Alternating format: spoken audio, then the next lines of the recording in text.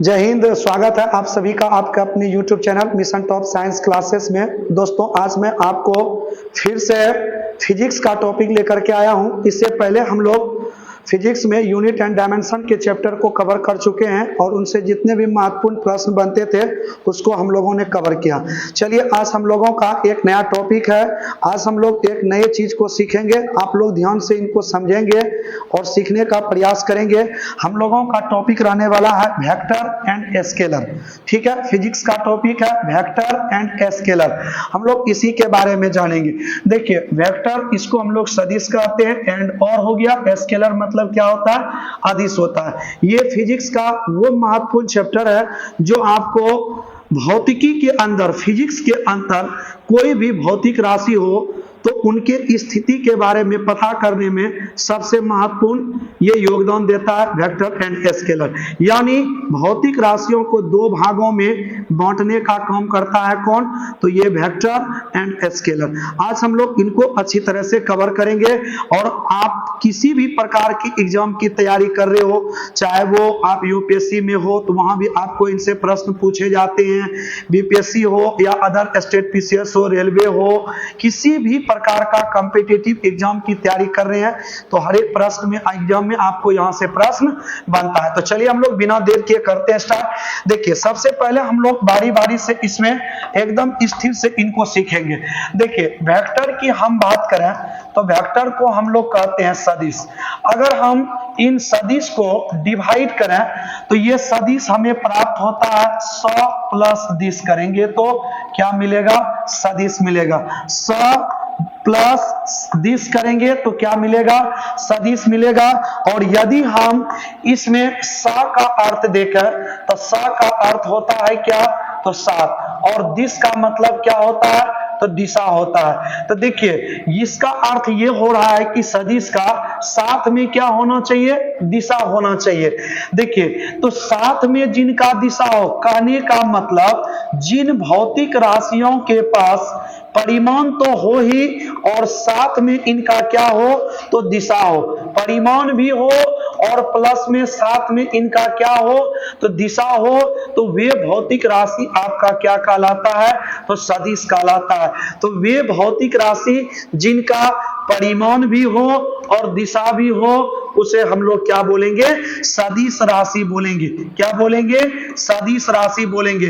तो ध्यान से समझते जाइएगा, जिनमें परिमाण और दिशा दोनों होते हैं क्या कहलाएंगे, सदिश कहलाएंगे। ठीक इसी प्रकार अगर हम स्केलर की बात करें, अदिश की बात करें, तो अदिश में अगर आप इनको दो भाग में जब डिवाइड करेंगे तो आपको मिलेगा अ जोड़ दिश मिलेगा। तो अ का अर्थ तो आप जानते ही हैं, इसका मतलब होता है नहीं, और दिश मतलब होता है क्या, तो दिशा। तो जिन भौतिक राशियों में क्या नहीं होते हैं, तो दिशा नहीं होते हैं, वे भौतिक राशि आपका क्या कहलाएंगे, तो अदिश कहलाएंगे। तो जिन भौतिक राशियों में दिशा होगा, सदिश होगा। जिन भौतिक राशियों में दिशा नहीं होंगे उसे हम लोग क्या बोलेंगे, अदिश बोलेंगे। तो देखिए, इसके लिखावट में ही इनका डेफिनेशन छुपा हुआ था, जिसे हमने आपको बताया कि सदिश जिसमें साथ में दिशा हो, अदिश जिसमें दिशा नहीं हो। कहने का मतलब दिशा नहीं हो तो है उसमें तब क्या, तो देखिए परिमाण तो है परंतु उसमें क्या नहीं है, तो दिशा नहीं है। परिमाण है परंतु उसमें दिशा नहीं है, तो वे भौतिक राशियों तब आपका क्या कहलाएंगे, तो अदिश कहलाएंगे। तो पहले यहां तक बताइए एकदम बिल्कुल क्लियर है कि नहीं है। जिसके साथ में दिशा है तो सदिश है, जिसके साथ में दिशा नहीं है वो क्या है, अदिश होता है। देखिए, अब हम बात करते हैं कि एक चीज होता है आपका सदिश योग का त्रिभुज नियम। ठीक है, कौन सा नियम, सदिश योग का त्रिभुज नियम जो होता है, यह नियम बताता है क्या, कि जिनके साथ में दिशा और परिमाण दोनों होते हुए भी वो सदिश राशि नहीं होती है। तो आपको हम इनके बारे में भी एकदम डिटेल से बताएंगे। बस आप ध्यान से समझिए कि जिनमें दिशा है, परिमाण है, तब फिर भी वो सदिश राशि नहीं है। ठीक है, तो वो कहां आप सीखेंगे, तो सदिश योग के त्रिभुज नियम में सीखेंगे। तो पहले आपको जो चीज बताए पहले आप उनको बताइए कि जिनके साथ में दिशा परिमाण दोनों हो तो सदिश, जिनके साथ में केवल परिमाण हो दिशा नहीं हो तो उसे हम लोग क्या बोलेंगे, अदिश बोलेंगे। देखिए अब हम एग्जाम्पल की बात करते हैं तो देखिए कुछ सदिश राशि है जिनका हम एग्जाम्पल देते हैं आपको। सदिश में जो है बहुत सारा ऐसा चीज है, जैसे आप लोग पढ़े होंगे वेग, विस्थापन पढ़े होंगे, ठीक है, त्वरण पढ़े होंगे, ठीक है, ये भी हो गया, त्वरण हो गया, संवेग पढ़े हैं, ये भी हो गया आपका, ठीक है, आवेग पढ़े हैं, ये भी आपका सदिश राशि है, ठीक है।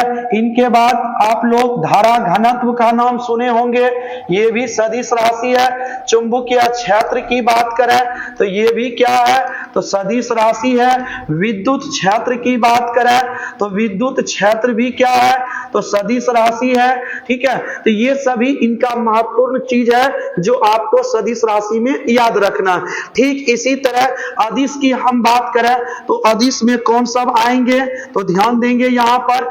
अदिश में जैसे चाल की बात करें, ठीक है, दूरी की बात करें और इसके साथ समय की बात करें, द्रव्यमान की बात करें तो ये सभी के सभी क्या है, अदिश राशि है।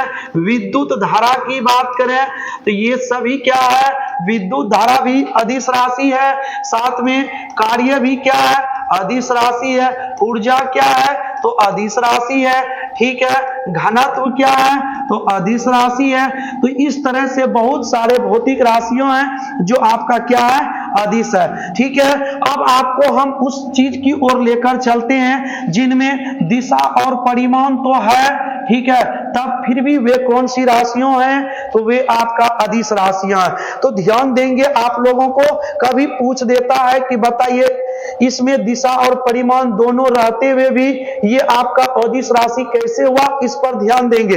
देखिए सदिश योग का एक त्रिभुज नियम होता है। कौन सा नियम, तो सदिश योग का त्रिभुज नियम। सदिश योग का कौन सा नियम, तो त्रिभुज नियम।